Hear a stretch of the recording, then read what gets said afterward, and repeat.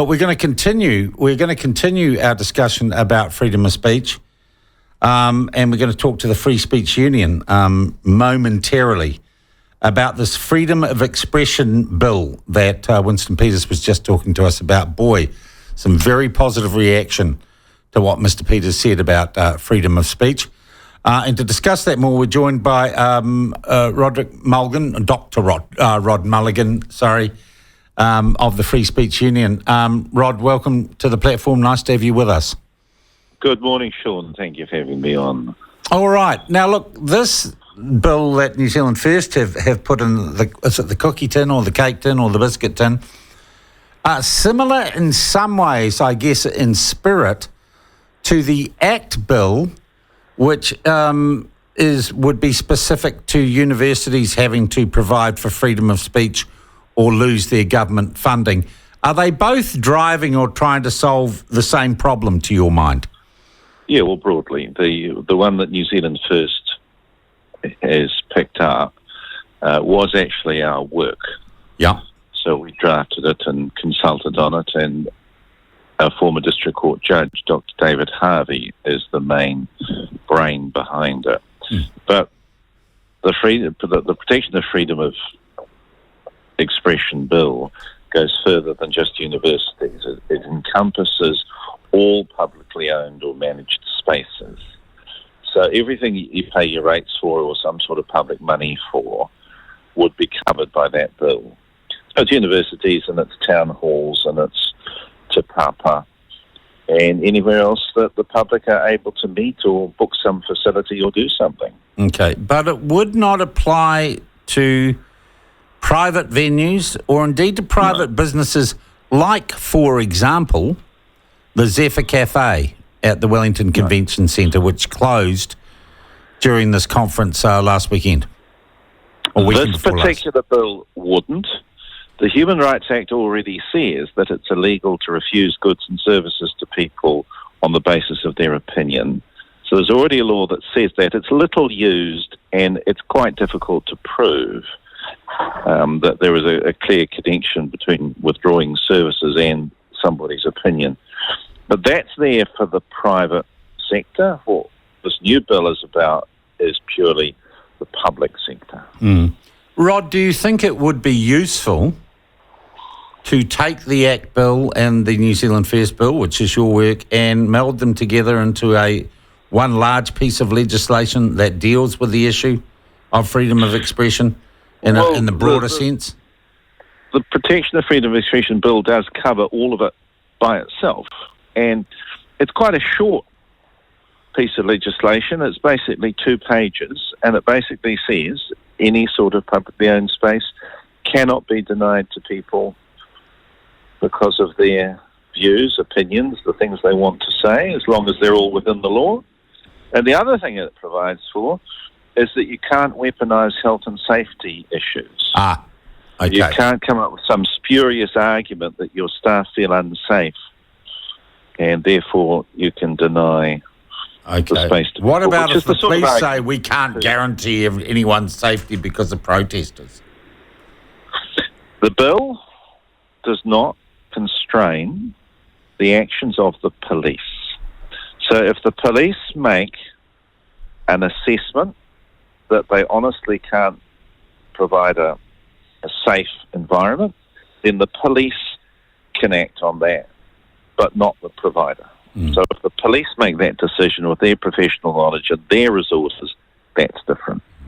I made the observation to Mr. Peters, and indeed he said some New Zealand First staffers had made the same observation. Aren't things at a sorry pass when legislation like this is needed, when we do not have fundamental principles or behaviours in our society that make, really, laws like this should be unnecessary in a free and open and functional democracy, shouldn't they? Yeah, well, obviously they should be unnecessary. The Free Speech Union should be unnecessary. We shouldn't exist.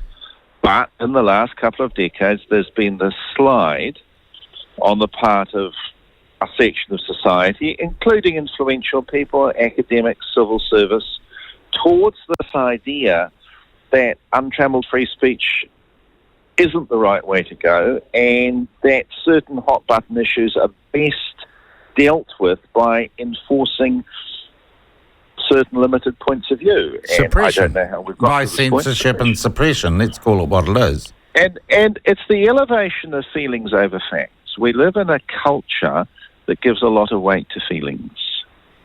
So if you feel annoyed or outraged or offended or unsafe, then somebody else has to fix that.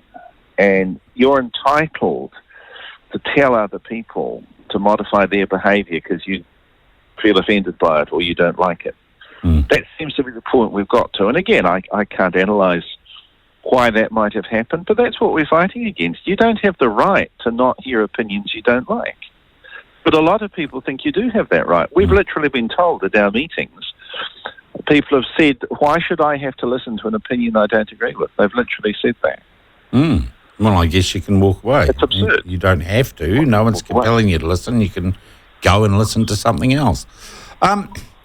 Would this legislation, and I asked the question to Mr. Peters, I'm not sure I got a straight answer, would it protect my right to go to a public library if invited, and if I've talked to the public librarian, dress up in fishnet stockings and lipstick and put some fake boobs and a wig on and read stories, read children's stories?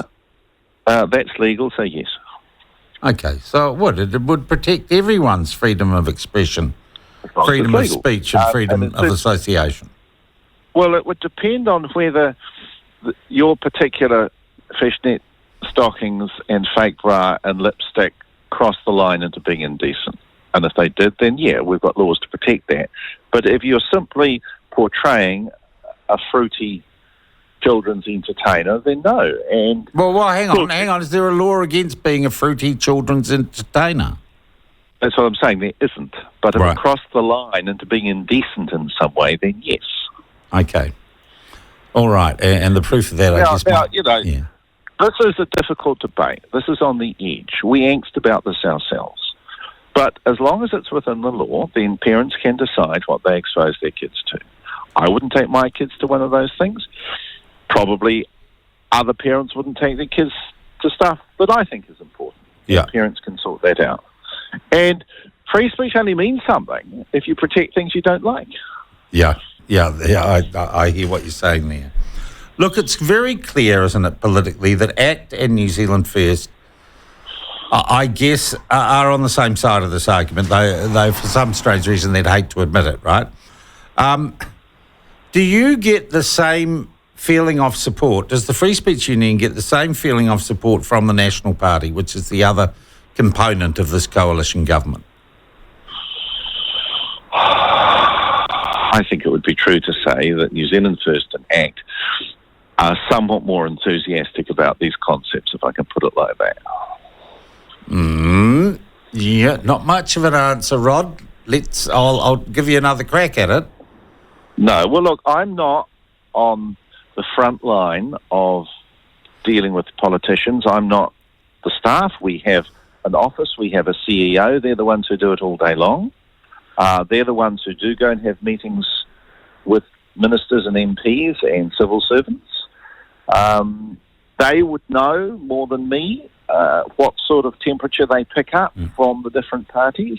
I honestly don't know. I am aware that it's New Zealand First that have picked up our bill and not National. But more than that, about attitudes, I don't know. Okay.